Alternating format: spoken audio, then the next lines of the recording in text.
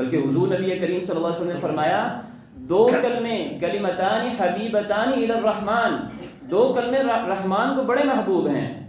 اور خفیفتان علی اللسان، زبان پر بڑے ہی ہلکے ہیں، ثقیلتان فی المیزان، اور ترازو میں میزان میں جو اللہ تعالیٰ کے پاس ہے اس کے اندر وہ بڑا وزن رکھتے ہیں، سبحان اللہ وبحمدہ سبحان اللہ العظیم۔ تو نبی کریم صلی اللہ علیہ وسلم سے ایک روایت مروی ہے، آپ نے فرمایا کہ جس وقت حضرت نوح علیہ السلام کا موت کا وقت قریب آتا ہے تو اپنے بیٹوں میں سے ایک بیٹے کو بلاتے ہیں اور کہتے ہیں کہ بیٹا سبحان اللہ وبحمدہ اس کا ورد کرتے رہنا، سبحان اللہ وبحمدہ کا ورد کرتے رہنا، فإنها صلاة كل شيء، اس لیے کہ یہ